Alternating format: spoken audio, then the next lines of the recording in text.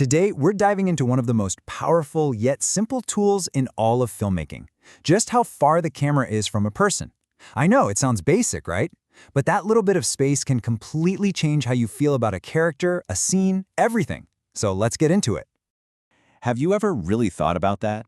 How a movie can make your heart race or make you feel like you're right there, all without a single line of dialogue? Well, it's all part of a very deliberate visual language. And the absolute cornerstone of that language is something we call shot size. So shot size is pretty much what it sounds like. It's how much stuff you can see inside the camera's frame. But it is so much more than just a technical decision. It's how a director literally guides your eyes and, more importantly, tells you how to feel. We're going to go on a journey starting from way out and zooming all the way into the tiniest detail. Okay, so let's start from the outside and work our way in. These first few shots, they're all about the big picture. They're here to set the scene, to give us a sense of scale, and to answer that one fundamental question. Where in the world are we? First up is the extreme long shot, or ELS. And when we say extreme, we mean it. The character here is just a tiny little speck in this massive, overwhelming landscape. The setting isn't just a backdrop, it's the star of the show. The world is the character, really, and the person is just living in it. And this is where you really see its power.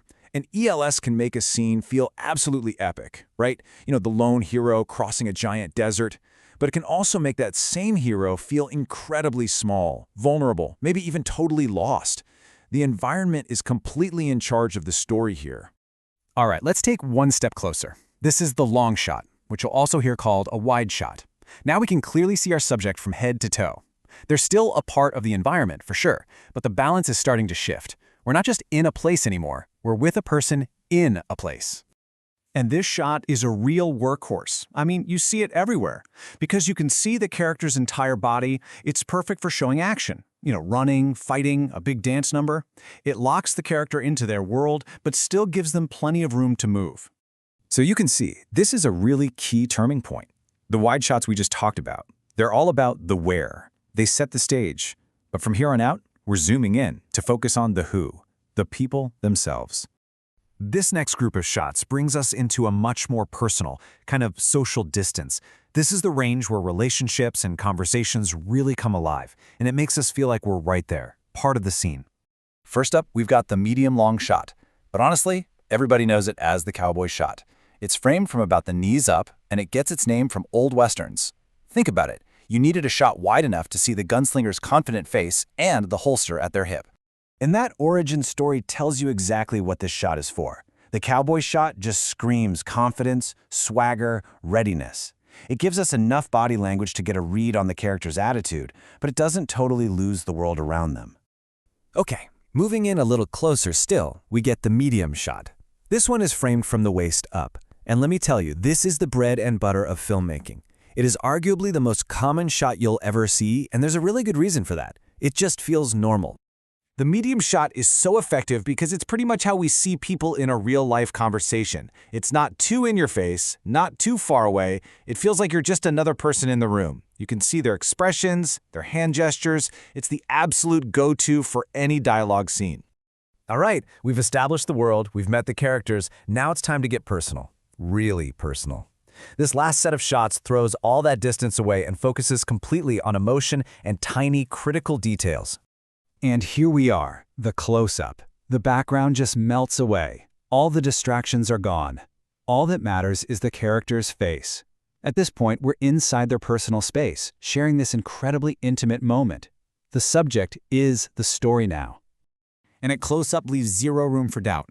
By getting rid of everything else, the director is basically forcing you to connect with this person. There is nowhere else for your eyes to look. It's a direct pipeline into their mind, a window straight into their soul.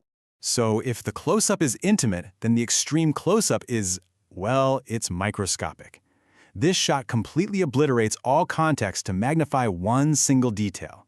It could be a quivering lip, the ticking hand of a watch, a single tear, you name it. An ECU is designed to create intense drama. By forcing us to stare at this one tiny thing, the filmmaker is screaming, "This matters." It elevates that little detail to the most important thing in the entire universe. It's a visual exclamation point that tells you, pay attention, this changes everything. And there you have it. We've made the full journey. From this huge, epic landscape all the way down to one single critical detail. So let's just do a quick run-through of that whole progression. We started way out with the extreme long shot and the long shot to establish our world. Then, we moved into that conversational range with the cowboy and medium shots to see our characters interact. And finally, we dove deep into their inner world with the close-up for emotion and the extreme close-up for those game-changing details. It's a seamless journey from context to character to pure feeling. And this really is the heart of it. None of these shots are accidents. Every single one is a deliberate choice. A filmmaker uses them to guide your attention, to take you on a very specific emotional journey. It's all about controlling what you see and therefore what you feel. So, the next time you're watching a movie, or hey, even just framing a photo on your phone, think about that distance. Don't just ask what you're looking at, ask how the camera is asking you to look at it. What story is the framing itself trying to tell you?